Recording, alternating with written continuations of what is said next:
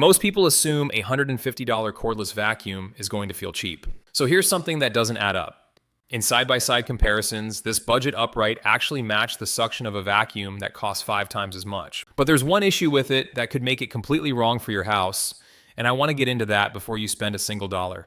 Welcome back to Sweep Gear. We dig into the research, the real-world performance, and honest customer experiences, so you know exactly what you're getting before you buy, not after. Today we're looking at the Shark Freestyle Max model SV2002, and I'll be upfront, this is one of those rare products where the marketing and the reality actually line up more than you'd expect.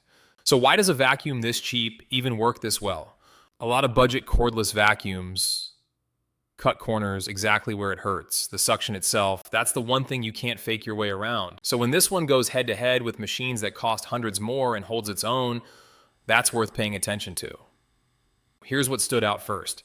This thing weighs under 7 pounds. That's lighter than almost every other Shark upright out there. If you've ever hauled a heavy vacuum up a flight of stairs or held one at an awkward angle to get under a couch, you know exactly why that matters. It's not just a spec, it changes how often you're actually willing to grab it. A lightweight vacuum gets used daily. A heavy one gets used once a week, if that. It also runs on a simple 2-speed brush roll, and you switch modes with your foot right on the vacuum head. Blue light for hard floors, green for carpet. It sounds small, but it means you can go from kitchen tile straight onto a living room rug without stopping to swap anything out. That kind of frictionless design is exactly what makes a vacuum something you'll actually reach for on a random Tuesday instead of saving it for a big weekend clean. Now let's talk about that suction claim, because it's the whole reason this vacuum stands out. Put up against fine debris like flour, it picked up almost everything in a single pass on both carpet and hard floors. And on carpet specifically, it actually out-collected a flagship stick vacuum during comparison testing using cereal-sized debris. That's not a small detail. That's the kind of result that usually costs a lot more money to get. Edge cleaning is another spot where it quietly overperforms. Getting right up against baseboards and corners is something a lot of vacuums, expensive ones included, struggle with. This one gets right up to the edge consistently. It's not the flashiest thing to mention, but if you've ever noticed a thin line of dust along your walls after vacuuming, you already know why that matters.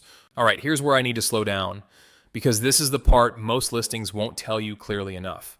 Actual runtime lands around 20 minutes on hard floor mode and closer to 11 to 14 minutes on carpet mode, since carpet mode pulls more power.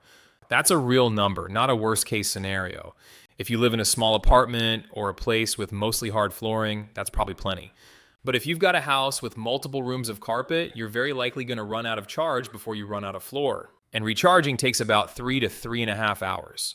So this isn't a vacuum you grab, finish the whole house with, and put away. It's more of a quick strike tool. There's also something worth knowing if you've owned an older Shark cordless vacuum before. Past models had a battery you could pop out and replace yourself for around $30 once it wore down. This one doesn't. The battery is sealed in. So if it eventually loses its charge capacity years down the road, there's no simple swap. That's a real trade-off for the lighter weight and faster charging you're getting now, and it's one worth knowing going in, not discovering later. This vacuum also doesn't come with any attachments. No hose, no wand, no crevice tool. It's built to clean floors and only floors. Stairs, couches, curtains, all of that is off the table. If part of your vacuum wish list includes cleaning your car or your staircase with the same machine, this won't check that box. If you're weighing whether this fits your home, I've left the product link in the description so you can check today's price and see what other buyers are saying for yourself. Let's talk pet hair, because the results here are a little more nuanced than a simple yes or no. On lighter hair, like from a cat, it performed well with no issues. On denser, curlier hair, running straight over it struggled a bit, but lifting the vacuum head slightly and setting it down directly on the hair cleared it up completely. So it's not a fail. It just takes a small technique adjustment if you've got a heavy shedder at home. Day-to-day maintenance is genuinely one of the easier parts of owning this thing. The dust cup pops out, you press a release button over the trash can, and it empties without you touching any of it. And that dust cup is actually bigger than you'd expect for something this compact, bigger even than the bin on a well-known premium stick vacuum it was measured against. The filter and debris screen just need an occasional rinse and a full day to air dry, which is a low bar to clear. Noise sits right around 79 to 83 decibels depending on the mode, which is right in line with most vacuums in this category. Nothing alarming there. So how does this stack up against what came before it and what else is out there? Against Shark's earlier Freestyle model, this one is lighter, charges faster, and performs with more power. That's a legitimate step forward. The one thing it gave up along the way is that removable battery I mentioned earlier. Compared to pricier stick vacuums with attachments and 40 plus minutes of runtime, those obviously offer more versatility, but you're also paying a lot more for that versatility. This vacuum's entire value proposition is doing one job, floor cleaning, better than its price tag suggests it should. So who is this actually for?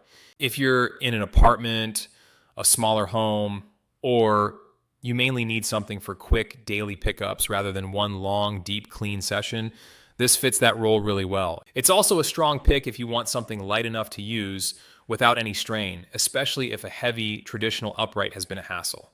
Who should probably look elsewhere? If you've got a larger home with a lot of carpet and you want to clean everything in one uninterrupted session, the battery is going to fight you on that.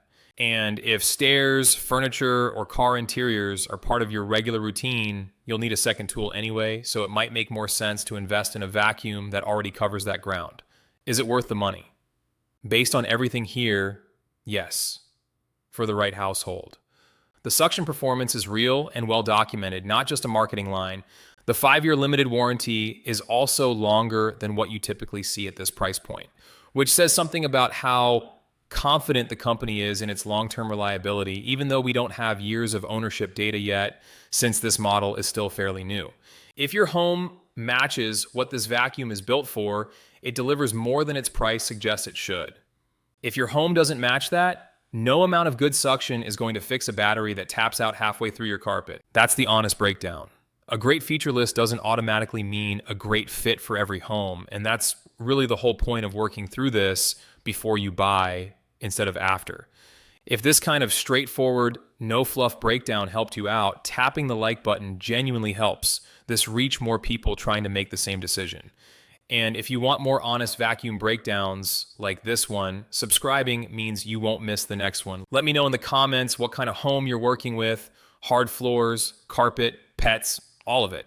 And I'll do my best to tell you whether this one's a fit for your situation.